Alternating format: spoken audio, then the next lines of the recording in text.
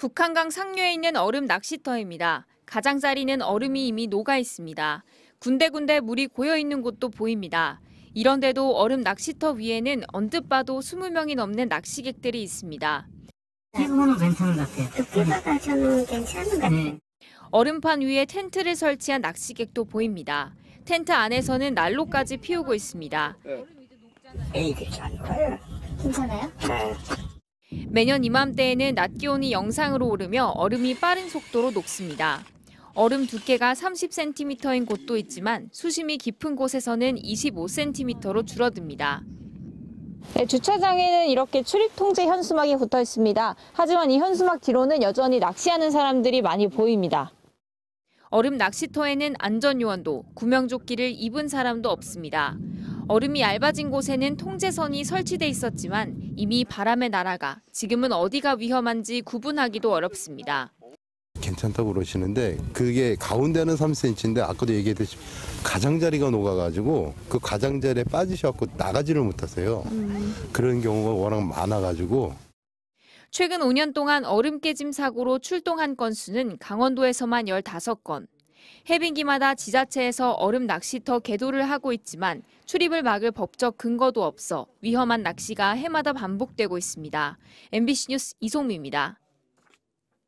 대구 와룡산 등산로 입구, 경찰관들이 튜브와 구조장비를 챙겨들고 산길을 뛰어오릅니다.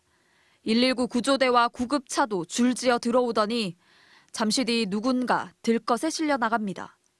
사고가 발생한 곳은 와룡산의 한 저수지. 얼어붙은 저수지 위로 올라간 중학생들이 빙판이 깨지며 물에 빠졌습니다. 처음엔 1명이 빠졌는데 이를 구하려다 5명이 추가로 빠진 걸로 보입니다. 의자 비슷하면 그게 사고 하다가 물 가운 저 중간 정도로 이게 밀려 나가니까 그 축소를 갖다 하면 빠지고 또 빠지면 고할까지 또 빠지고.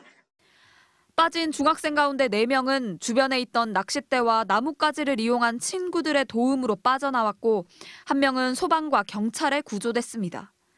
하지만 심정지 상태로 발견된 1명은 끝내 숨졌습니다. 구조된 중학생 등은 경찰에 숨진 학생이 물에 빠진 친구들을 끝까지 구하려다 나오지 못했다고 진술한 걸로 전해졌습니다.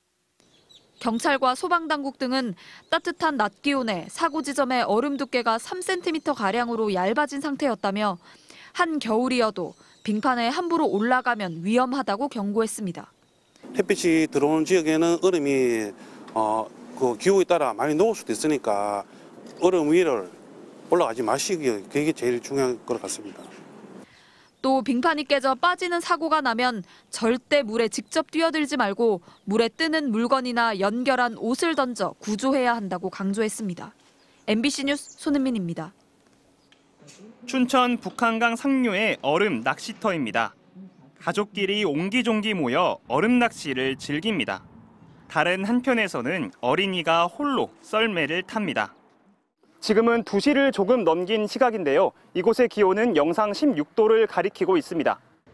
낮 기온이 이틀째 10도를 웃돌면서 얼음이 깨지고 얼음판 위 곳곳에는 물이 고였습니다.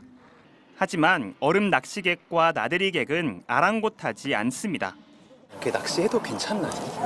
그래도 30cm가 넘어요. 그래서 뭐 해보는 거죠. 인근 또 다른 얼음 낚시터로 가봤습니다. 이곳에서도 얼음 낚시를 즐기는 이들이 모여 있습니다. 구명조끼 같은 안전장비는 찾기 힘듭니다.